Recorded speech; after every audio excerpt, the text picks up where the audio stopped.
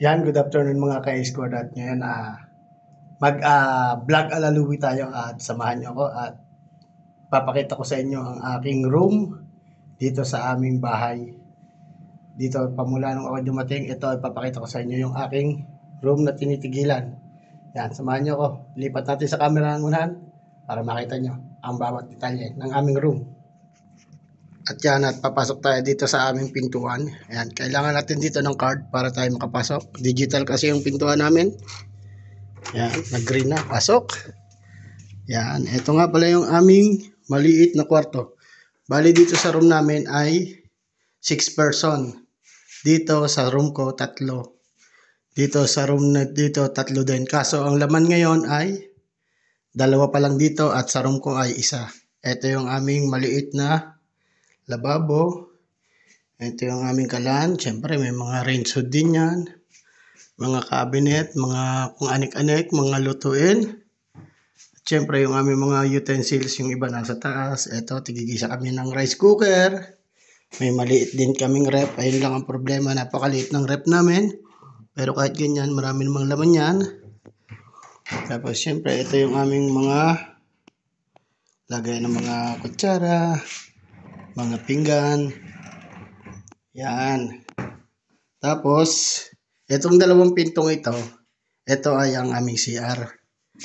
Yan, ang CR namin. Tingnan nyo naman, no? Yan, ang aming CR. Tapos, dito yung aming shower.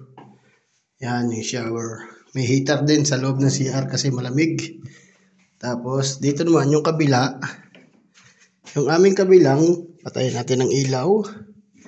Ito naman kabila namin ay CR din to pero pinakabaw lang. Kaso, hindi na namin siya ginagamit. Ginawa na lang namin storage. Pero yan, pwede rin niya siyang gamitin pag emergency na may tao dun sa kabila. Pwede tayong gumamit dyan. Kaya nilagyan lang namin ng storage na yan. Ayan, at pasok tayo dito sa aking room. Ayan, ito ang aking magulong room. Pagpasensyahan nyo na. At ako lang naman mag-isa dito. Walang magre-reklamo. Ito, bakante yung 2 bed. Siyempre, may bed. May comforter, may unan, may tuwalya. At may sariling chair. Ganon din dito sa kabila. Meron din tuwalya, unan, tapos comforter. May sariling bed. Kaso wala pang ang tao. Dito ako sa aking bed. Siyempre, dito sa aking room, sa aming room, meron kaming bintana. Ito yung bintana na lagi kong ipinapakita sa aking video. At yan ang matatanawan ninyo pag inilabas nyo ang inyong camera. Ito kasi ay fish pan dyan. Kaso nga ngayon ay nag-i-snow na. Snow, kaya yan, wala ka nang makikitang tubig, puro snow na siya. Kaya yung isda dyan ay hindi na nabubulok. Yan. Ito naman yung ating bed. Nandiyan pa si Naruto. Baka naman Naruto. Siyempre dito, ito yung ating mga gamit. Yung ating mga maleta, siyempre. Tapos, ito yung ating mga jackets na ating mga panglamig. Siyempre, malamig na panahon dito. Yung ating magulong damitan na kung anik-anik ang laman dyan. Yan, at ito yung ating mga koleksyon ng ating mga sapatos. Siyempre, meron tayo dyang koleksyon. 2, 4, 6, 8, 9. Tapos yung 2 balat. Yun pa yung isa, pang working shoes ko yon. Pampasok lang. Pero pagdating sa loob kasi, safety shoes tayo. Tapos syempre dito may mga kung anik-anik din tayo dito. May sabon, may body wash, syempre lotion, di mawawala. May pang-ahit tayo dyan. Syempre, baka tayo mga amoy. Kojic yan, baka naman. Meron din tayo dyan. Tapos, meron tayo ditong pabango. Di ba? Dito. Ito naman yung ating kalkalin. Oops. Charger. Meron tayo ditong mga kung anik-anik na gamit. Ito naman ay vitamins, zinc, and ano ba to? Magnesium. Yan o. May remote din tayo kasi may TV tayo dito. Ang problema ng TV natin dito, hindi naman natin maintindihan yung palabas.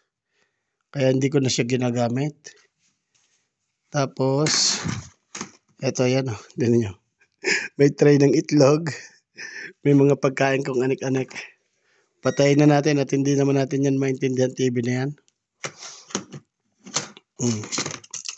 Dito, di ba? Oh, yan oh, may mga yung kung ano-anong pagkain ko diyan, may marshmallow, may wafer, may mani, may tinapay. Oh, may mangga. Di ba? Binili ko yan kanina sa grocery. Tapos yung may tira pang ulam. Kaldereta ko natuyot na. Hindi ko nakain kanina pang tanghali yan. Ito, pasalubong sa akin from Pinas. Baka naman. Hopyang Munggo. From Pinas yan. Pasalubong sa akin yan ang kasamaang galing Pinas. Yan, siyempre may mga anik-anik tayo dito. May baso. May isang beer pa tayo dito. May mansanas na hindi pa natin nakain ilang araw na. Pero hindi na natin yung kakainin. At yan, may mga ano tayo dyan. Yung camera natin, yung cellphone, headset, power bank yan. Di syempre may upuan din tayo. At ito, isa sa mga kasiyahan ng mga OFW to. Itong ating balikbayan box. Hindi ko napapakita sa inyo ang laman. Pero yan, syempre, as an OFW, masaya tayong makita natin ang ating pamilya na mapadala natin ang kung ano man yung mga nabili natin dito tapos ipapadala natin sa kanila para masaya, di ba? Yan, ito ang aking room. Di ba? Napaka simple. Yan, ganito lang ang buhay. Yan. Pag naging tatlo kami dito, di ganyan. Nasa sa diskarte mo na. Kaya ito, may preparation yan. Kaya nilagyan ko ng kahoy na ganyan. Kung halimbawa may dadating, lalagyan ko yan ng partition na kortina. Para pag ako natutulog, hindi ako maaabala pag may mga tao na dito. Yan. At ito yung damitan. Ang damitan namin dito, binigay sa amin. Wala man lang pinto. Open na open. Ganyan lang, oh. Yan ang aking buhay dito. Sa mga OFW lang na nakaka-relate dito. At saka ito nga palang, ano ko na to, itong bahay ko na to. Kaya siyempre, alam nga, hindi mo na rin tiyagain. Yan, ipapaliwanag. Itong bahay namin na to, kaya nga pala ito ganito. Share bed kami, share room. Siyempre, mura lang to eh. Hindi to katulad ng mga umuupa sa flat, mga 16,000, 8,000 per head, mga ganun. Kasi ito sa amin, shared room kami. Ang binabayaran lang namin dito ay 2,000 per month. Kasi kumpanya ang nagbabayad dito kaya ayan, okay na yan. Kaysa naman magbayad ka ng mahal, ganun din naman. Wala namang pinagkaiba. Malinis naman, maayos naman yung mga kasamaan mo. Depende na lang din yun sa'yo. Ikaw na lang din ang magdidesisyon at ikaw na rin lang ang makikisama sa iyong mga kasama. Siyempre, kailangan mo pakisamahan yan. As an OFW, kailangan yan ang pinakamarami sa iyo, ang pakikisama. Para kahit saan ka makarating, kung ano man mapuntahan mo, ano man ang marating mo, kaya mo silang pakisamahan. Yun ang ano ko dyan. Tapos, dito, syempre, iba't ibang tao, iba't ibang room. Ang kagandaan naman dito, paglabas mo sa labas, kasi may private na yung inyong mga CR, ganun. Pag out mo, diretso ka na. Hindi katulad nung iba dito, merong iba dito, yung unang pinanggalingan ko, common yung CR, common yung kitchen, mas mahirap doon kasi kung ilang tao kayo lahat yung gagamit doon sa CR, kaya minsan fully book, 'di ba? Ayun ang minsan kahirapan, kaya mas pabor na dito, mas okay na dito.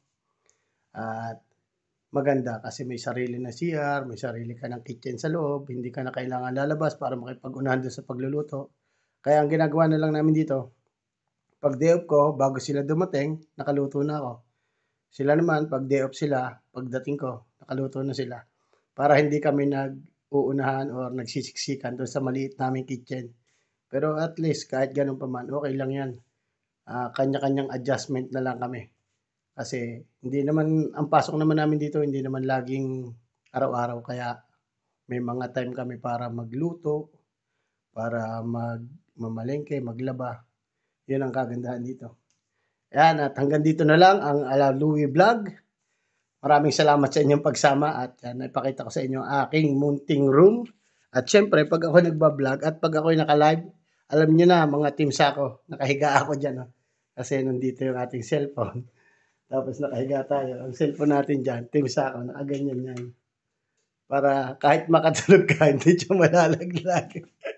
At hanggang dito na lang, maraming salamat, shoutout sa lahat ng Team Sako at sa walang sawa niyong suporta, lahat ng team, lahat ng ating sinusuportahan at lahat ng ating napapasyalan, lahat ng kakilala ko sa YouTube world at maraming salamat sa inyo. Hanggang dito na lang, Arnelo Abante Official.